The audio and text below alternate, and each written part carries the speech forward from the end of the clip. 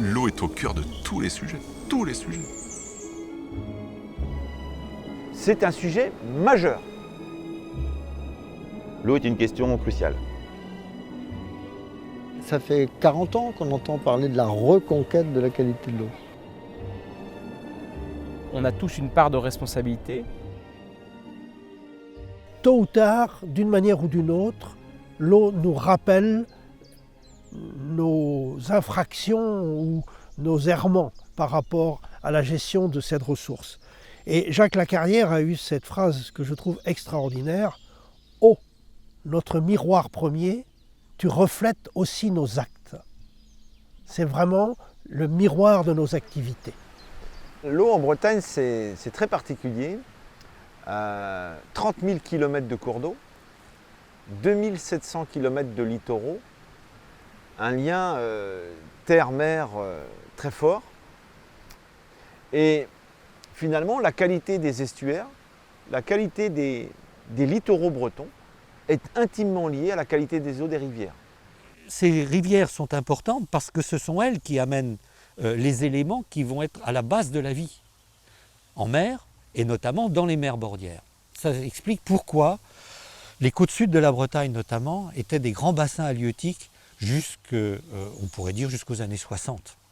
N'oublions pas qu'en Bretagne, les estuaires, il faut les considérer comme les nurseries de la mer. Et selon la qualité et les quantités d'eau douce qui y arrivent, ces nurseries fonctionnent convenablement ou pas. On est ici sur une zone qui a été, je dirais, le berceau de l'huître, donc évidemment avec une activité ostricole aujourd'hui très, très présente, qui est aujourd'hui menacée par des épisodies qui touchent des maladies de l'huître, mais aussi sur la qualité de l'eau. Donc je dirais que nos ostriculteurs sont vraiment les sentinelles de la qualité de l'eau. Ce qui est difficile aujourd'hui, c'est de trouver des eaux d'une pureté originelle, comme on l'a connu quand on était gamin tous. On buvait de l'eau qui sortait de la source, comme ça. Aujourd'hui, avec tout le développement de l'urbanisation, ça c'est l'urbanisation excessive, quoi, et sans contrôle. Tout ce qui passe à travers la terre, tous les produits chimiques passent par travers la terre, on les trouve souvent dans les nappes phréatiques. Parce que qu'est-ce que c'est qu'une source? C'est une nappe phréatique qui déborde. Elle déborde, mais avec tout le bien ou le mauvais qu'elle a pu récolter des sols, quoi. Et donc aujourd'hui, les activités humaines, oui, on peut avoir un impact. Ça peut être aussi des activités industrielles. Ça peut être aussi des grands parkings, le goudronnage ou le bétonnage du littoral favorise l'érosion et donc accélère les apports de nutriments qui sont parfois indésirables. Comme les hydrocarbures par exemple. Les hydrocarbures qu'on trouve sur les routes, par le ruissellement, on les retrouve dans l'eau. Mais ça peut être aussi les herbicides, les pesticides qui vont être utilisés sur les terrains de golf ou sur les terrains de camping.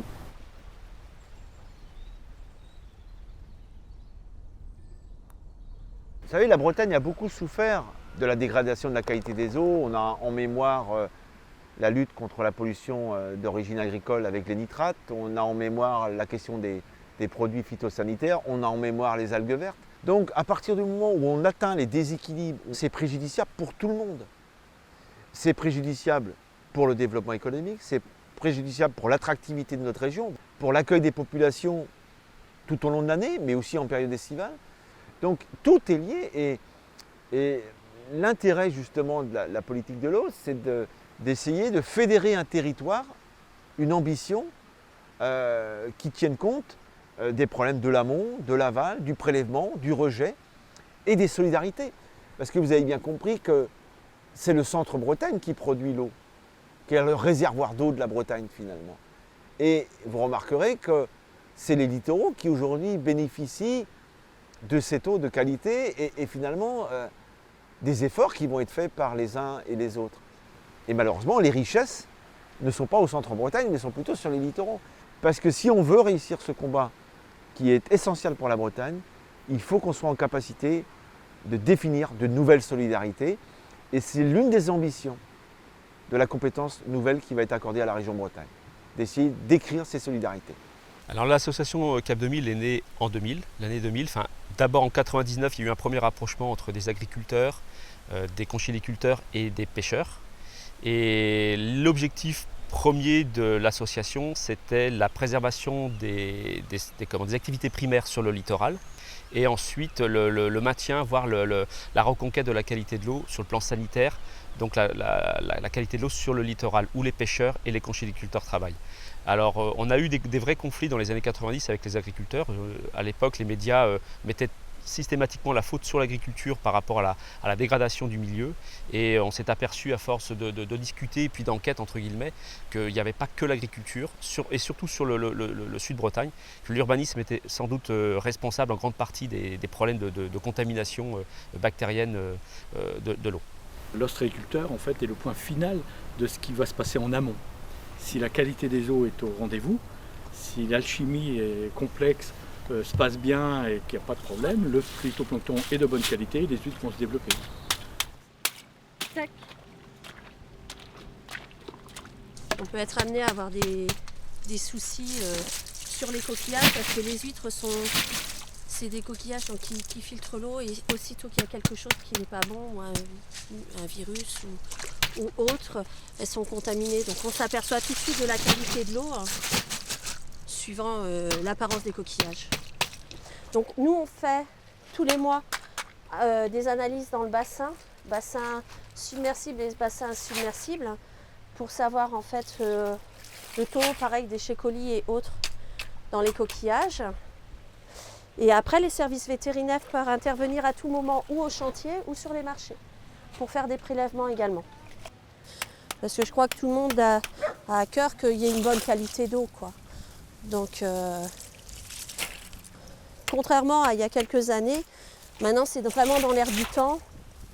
Manger sain, boire sain, enfin il faut faire attention aussi pour nos enfants. Je pense que c'est rentré dans les mœurs, et les enfants à l'école sont tous très très jeunes, sensibilisés à ça. Les activités primaires, elles portent bien leur nom, elles ne datent pas d'aujourd'hui. Elles ont tout le temps existé sur le pays d'Auray. C'est ce qui façonne d'ailleurs notre territoire. On a des paysages magnifiques, on a nos estuaires, mais on a cette activité primaire qui est bien présente, qui a tendance à reculer quand même. Et plus que jamais, nos ostréiculteurs, les pêcheurs à pied, ont besoin d'une eau de qualité, autant sur la partie bactériaux que sur toute la partie, j'allais dire, plus connue comme l'azote, les nitrates ou le phosphore. On est en train de les régler. Là, on est plutôt actuellement travaillé sur la partie bactériaux. Il y a le sujet des virus qui sera aussi, qui fera certainement l'actualité dans quelques années. Et puis, on sait très bien qu'une politique touristique ou un attrait touristique est plutôt dopé lorsque les activités primaires fonctionnent bien. Parce que ceci est extrêmement lié. C'est l'image du territoire, mais aussi des personnes qui travaillent dans l'activité primaire qui profitent de la manne touristique. C'est vrai qu'on a eu un développement relativement fort sur une trentaine d'années, où on est passé de zones qui étaient organisées autour de petits bourgs et de petits hameaux à des zones beaucoup plus urbanisées, et aujourd'hui avec un pouvoir d'attractivité très fort en Bretagne, puisque avec le Pays de Vannes, c'est la deuxième zone la plus prisée en Bretagne. Notre chance, c'est d'avoir un environnement qui est encore de qualité, relativement préservé, donc il faut qu'on travaille avec, qu'on le respecte, qu'on soit dans une autre perception, même demain, de notre urbanisme, c'est-à-dire qu'on soit beaucoup plus, et ça c'est des enjeux très forts dans nos territoires, mais gestionnaire de notre foncier, économe en foncier, parce que tous nos zones tampons, qu'ils soient espaces naturels, zones agricoles, sont des enjeux majeurs pour la qualité de l'eau. Deuxième volet, c'est la qualité de nos plages, donc là aussi, tout l'enjeu au niveau bactériologique d'avoir une qualité de l'eau irréprochable. Et tout ça, évidemment, dans une approche globale, puisque l'urbanisation, le développement économique a fait que les impacts sont de plus en plus forts. Carnac a été effectivement une commune pionnière en matière de prévention et de politique de qualité des eaux de baignade, puisque dès 2006, la commune s'est intéressée à ce sujet, et dès 2009, nous avons été la première commune en Europe, en France, et peut-être même dans le monde, à être certifiée pour la qualité de ces eaux de baignade. Cette certification, elle est évidemment liée à un certain nombre de mesures, de contrôles qui sont faits de manière très très régulière, avec des techniques un petit peu novatrices, qui permettent permettent d'avoir des résultats très très rapides après des analyses. Et donc depuis 2009, on a fait un gros travail également sur les quelques, heureusement il y en a très très peu à Carnac, sources de pollution et qui ont permis de minimiser et d'améliorer encore la qualité des eaux.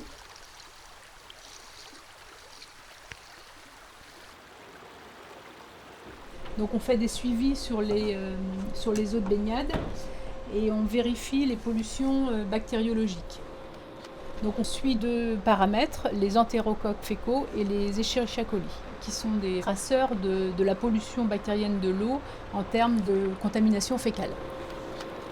Donc on procède à une filtration de l'échantillon, donc en milieu stérile.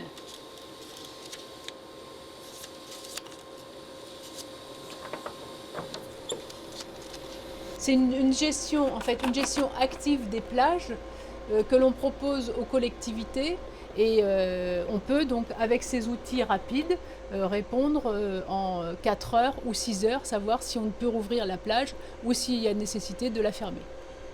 Comment on va devoir gérer demain, on le fait déjà aujourd'hui, mais les activités présentes sur le territoire qui nous garantissent aussi de l'emploi sur toute l'année et puis de l'autre côté, une gestion de l'eau qui doit être irréprochable, donc avec un ensemble d'infrastructures à mettre en place. Donc on est dans un vrai sujet qui interroge beaucoup de territoires aujourd'hui, notamment littoraux. C'est en gros la capacité d'accueil ou la capacité du territoire à répondre à tous ces enjeux de développement, que ce soit population, activité économique. Moi j'ai assez confiance parce qu'il y a vraiment une prise de conscience vraiment collective.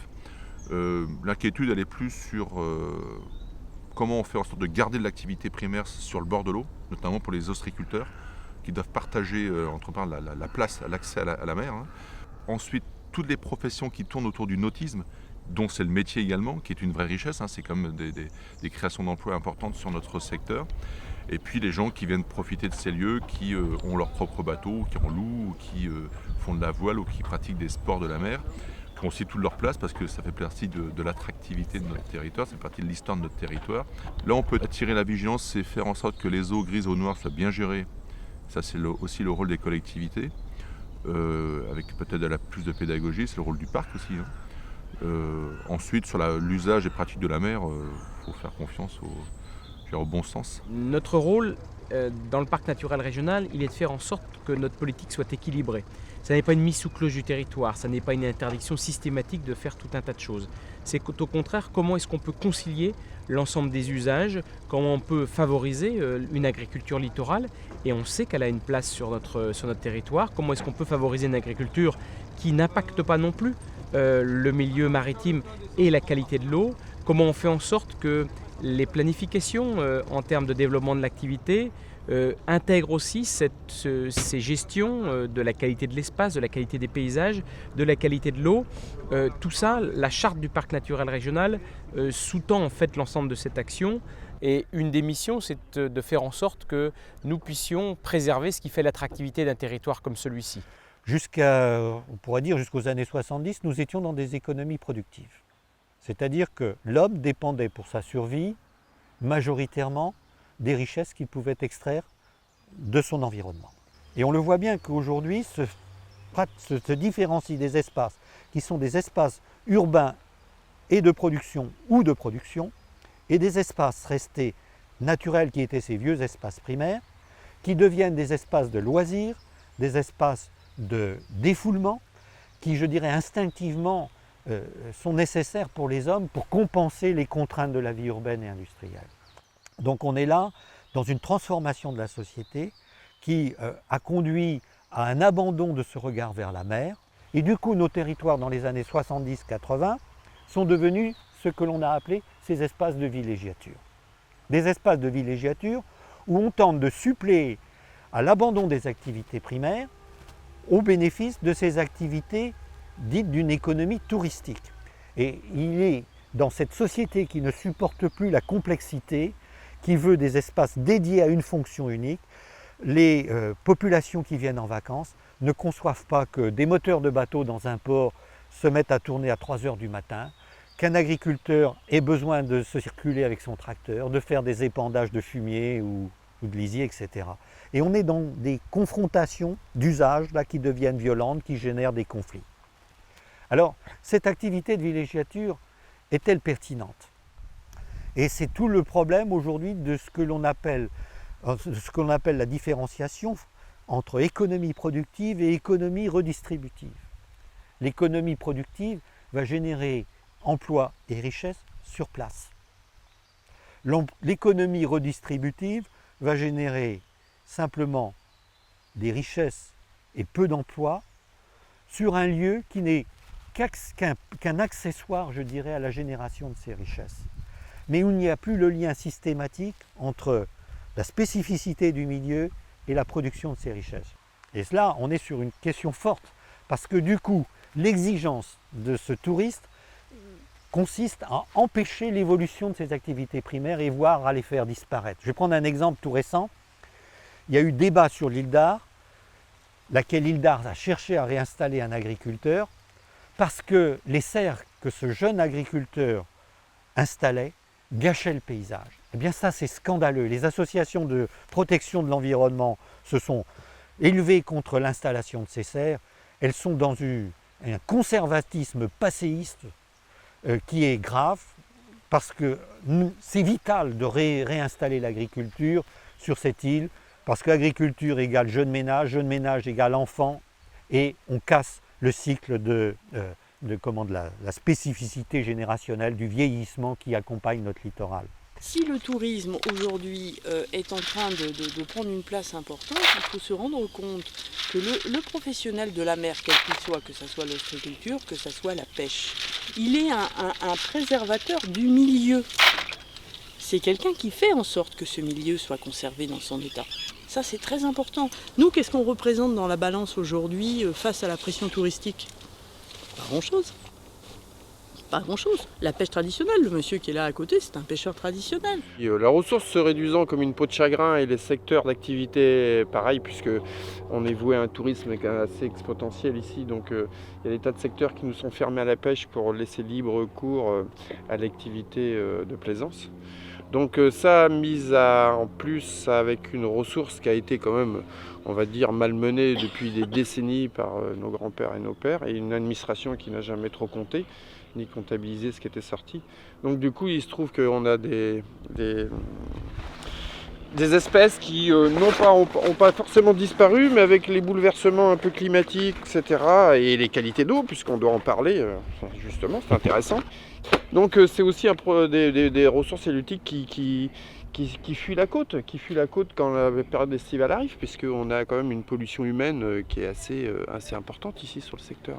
C'est compliqué pour une commune comme Carnac, parce qu'effectivement on est globalement une commune une grande partie de l'année de 4600 habitants, et puis le 15 août on est 60 000, donc l'État nous donne aussi les moyens pour nous doter d'infrastructures qui nous permettent d'accueillir ces 65 000 personnes, mais clairement il y a un seuil qu'on ne peut pas franchir. D'ailleurs, les lois récemment votées en matière d'urbanisme, que ce soit la loi littorale, les lois Allure, les lois SRU, globalement vont dans le sens de l'économie de l'espace, de la limitation du nombre de constructions sur le littoral. Ce sont je dirais, des bonnes lois à titre général. Malheureusement, elles ont été parfois mal rédigées sur certains aspects, ce qui freine un peu le développement des communes littorales, mais on ne peut plus se permettre de consommer l'espace comme on l'a fait dans les années 50, 60 et même 70. Donc ce seuil aujourd'hui, il est pas loin d'être atteint, et on n'ira pas beaucoup au-delà de ces 65 000 personnes à un instant T sur une commune comme Carnac. Le problème de la constructibilité dans les communes littorales, on va avoir des communes qui vont complètement se vider de leur population. On a aujourd'hui des gens retraités qui arrivent de la région parisienne ou autres qui vont acheter, qui ont un petit peu plus de moyens et qui vont acheter. Donc on a des communes qui se vident de population. On ne peut pas construire parce qu'il y a la loi littorale, il y a la loi Allure, il y a un cumul de tout, en Natura 2000, le machin, hein, on ne peut plus rien faire. Résultat, je voudrais voir des députés monter au créneau et défendre les maires. Parce que les maires, c'est leur tissu local qui est en train de partir. Si il n'y a pas des couples qui s'installent dans les communes, il n'y aura pas d'école. Donc on fermera la poste. Enfin voilà, c'est crescendo. Il faut y penser.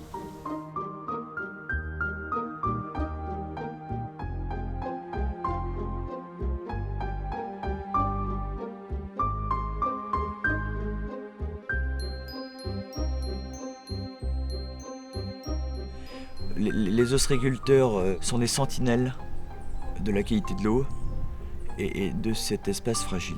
L'ostréiculture existe depuis 1850 dans le département du Morbihan. Et depuis cette date, elle a toujours façonné son milieu, son espace. On a toujours travaillé le milieu pour éviter l'envasement, de manière à ce que, évidemment, ça profite à nos huîtres, mais en même temps, ça a profité à la biodiversité environnementale. C'est-à-dire qu'on a favorisé le développement des espèces des oiseaux et des poissons. Donc le CRC Bretagne Sud représente 430 entreprises qui regroupent à la fois la production d'huîtres, de moules et de coquillages. Aujourd'hui, la profession a toujours réussi à s'adapter à son milieu. Quel est le devenir de nos espaces estuariens ? Il faut nous aider à les préserver parce que si la pollution nous oblige à partir de ces espaces et qui deviennent abandonnés, on va créer des friches maritimes au même sens que des friches terrestres et ça peut être dommageable pour la biodiversité et tout l'environnement faune et flore qui existe aujourd'hui dans cet espace. On peut se poser la question, si demain on ne va pas produire plus sur le offshore, c'est-à-dire quitter nos rias traditionnels pour aller plus en mer parce qu'on a des nouvelles technologies qui se développent, notamment les filières, où on a des avantages et des potentiels importants. Alors, lorsque on est confronté à des problèmes comme ceux que la pollution nous pose, très souvent la solution, c'est ce que j'appelle la fuite en avant. On ne s'attaque pas aux causes, on s'attaque aux conséquences. Donc, si l'eau de nos estuaires aujourd'hui est de moindre qualité, si on a davantage d'envasement du fait de l'érosion des sols, etc., on peut comprendre la tentation d'un certain nombre d'ostréiculteurs, de mytiliculteurs, de migrer vers le large où, du fait de la dilution et de l'étendue, les problèmes seront peut-être moindres. Je les comprends, mais cette fuite en avant, elle est dévastatrice parce qu'elle nous empêche quelque part, ou en tout cas elle ne favorise pas les efforts de reconquête. Il y a une prise de conscience sur la qualité de l'eau, ou sur, je pense, sur l'eau d'une façon générale. Maintenant, quand même, il y a beaucoup d'actions qui sont mises en place. C'est un travail de longue haleine, quoi. Je crois que le problème, c'est que comme tous les milieux, c'est pas avec un coup de baguette magique en 5 mois qu'on va régler les problèmes. Je pense que c'est comme un tatouage, notre environnement, notre territoire, il est marqué quand même, il est tatoué quoi, à un moment donné. Et si on veut enlever le tatouage ou le remettre à son approche plus primaire, il faudra mettre du temps. Et moi je vois bien dans mon action, je me dis que chaque petite action qu'on fait pour améliorer la qualité de l'eau notamment, participe à un mouvement plus vaste. Mais on peut parfois être un peu déçu parce qu'on se dit, mon Dieu, on fait plein d'actions et la qualité de l'eau ne s'améliore pas forcément. Donc, comme on disait, c'est multicritère. Mais si je prends l'agriculture, il y a eu des avancées majeures sur l'agriculture. On va être très clair. Les nitrates, les différents plans qui se sont succédés pour moins de pesticides, etc. Là aussi, ça s'améliore. Alors, certains voudraient que ça aille plus vite, voudraient avoir un autre type d'agriculture. Mais je pense que là, je ne dirais pas la bataille est gagnée, mais on est dans le bon sens, notamment sur notre territoire. Après, il y a d'autres dimensions, c'est le particulier. Le particulier qui veut un environnement de qualité, mais qui est le premier, lui aussi, à l'impacter. Donc on disait par son assainissement, mais par son traitement chimique dans son jardin, de gaudronner son espace de vie parce que c'est plus propre et plus hygiénique, mais de l'autre côté, qui là aussi participe à créer plus de volume dans les eaux pluviales. Donc j'aurais tendance à dire, je pense que nous ici, l'enjeu majeur, c'est l'eau. C'est vraiment, je dirais, le fil conducteur de notre futur développement, de notre développement passé, mais vraiment de notre développement futur.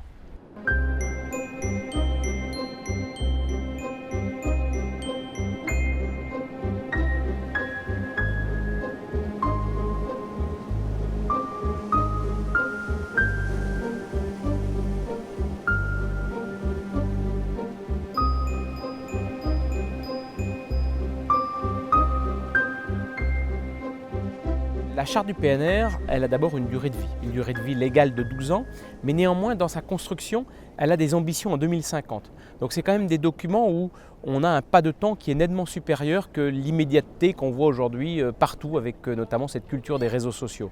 Donc là on travaille sur le long terme et c'est forcément une échelle de temps dont on a un petit peu perdu presque la mesure. Cette échelle de temps, elle doit nous permettre d'avoir des ambitions longues de reconquête de l'eau. Néanmoins, nous avons vraiment beaucoup d'actions à mettre encore sur la qualité de l'eau. Et là, sur le golfe du Morbihan, nous avons sans doute du retard. Aujourd'hui, je pense que les acteurs du territoire, qu'ils soient de professionnels ou de loisirs, la plupart n'agissent pas de mauvaise foi en fait. Il y a vraiment besoin d'un gros travail de sensibilisation pour expliquer pourquoi il ne faut pas avoir tel ou tel comportement. Une fois que les acteurs ont bien compris pourquoi, c'est beaucoup plus facile derrière de les sensibiliser au bon comportement et derrière ils le font de manière plutôt bien. L'objectif premier du parc naturel régional, c'est bien de concilier un aménagement du territoire durable, une bonne qualité de vie, avec des hommes qui travaillent, avec des hommes qui habitent, avec des hommes qui viennent en vacances sur le territoire. Le but, c'est vraiment de garder les deux et c'est ça qui est vraiment très important. Le développement touristique, je pense qu'aujourd'hui, on ne peut pas le nier, il existe, il est nécessaire, je pense, on ne faut pas se leurrer, il fait vivre des gens ici. Et je crois que notre activité, au contraire, a une carte à jouer. On voit, j'ai des collègues qui font aujourd'hui de la dégustation, qui ouvrent leurs établissements, qui font visiter. Et il y a une demande de la part des gens qui viennent en vacances ici pour connaître le milieu.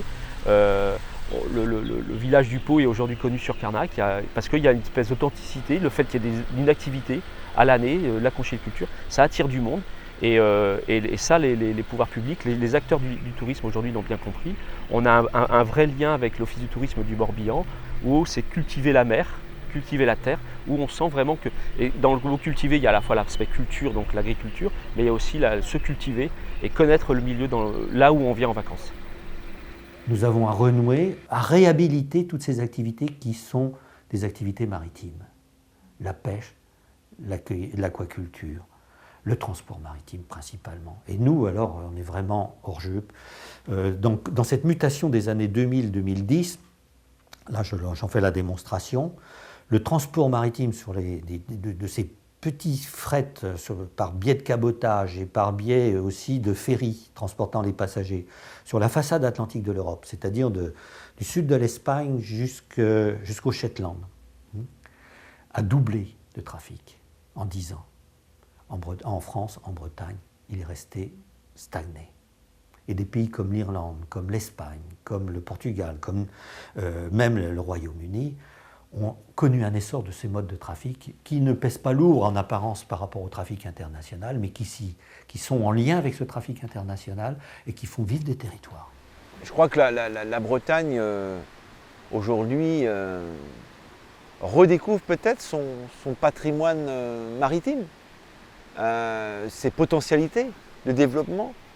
Et on voit bien qu'à travers les activités conchylicoles, mytilicoles, mais il y a tout le développement de la ressource maritime.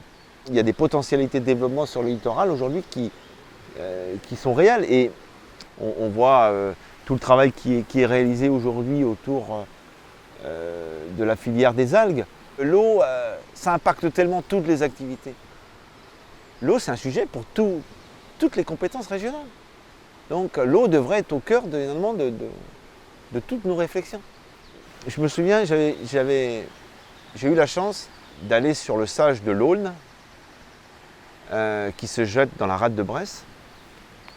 Et le président du sage, de la commission locale de l'eau, me présentait son sage et me disait, là, dans la rade, au début du siècle, le siècle dernier, il y avait plein d'activités. Et elles sont toutes finalement progressivement disparues. Et il dit, mon ambition, c'est peut-être aussi de les retrouver. Donc, non, mon ambition serait que, justement, c'est qu'il y ait une vraie prise de conscience de cette chance qu'on a d'avoir cette ressource. Toute concentration est perturbatrice, qu'elle soit d'éléments chimiques, d'hommes, de matière, etc. Et c'est là qu'on touche une question fondamentale. Je crois qu'une société une eau équilibrée et sera le produit d'une société équilibrée. Équilibrée dans ses activités, équilibrée dans ses fonctionnements, équilibrée dans sa structure même générationnelle. Ça, c'est un point important. On ne gagnera que si on peut montrer qu'il existe des solutions. Or, ces solutions existent. Partout, il y a ce qu'on appelle 1001 révolutions tranquilles. Mais ces révolutions qui sont en cours ne font pas beaucoup de bruit, nous ne les voyons pas. Elles ne sont pas suffisamment médiatisées. Et j'aime bien cette formule qu'on attribue à Gandhi. Une forêt qui pousse fait moins de bruit qu'un arbre qui tombe. Or, aujourd'hui, on se focalise beaucoup sur les errements d'un modèle qui, tous les jours, révèle son impact ou ses impacts sur l'environnement, mais on ne souligne pas suffisamment tous ces efforts qui sont faits par des milliers d'acteurs qui veulent favoriser la transition à laquelle, de toute façon, nous n'échapperons pas.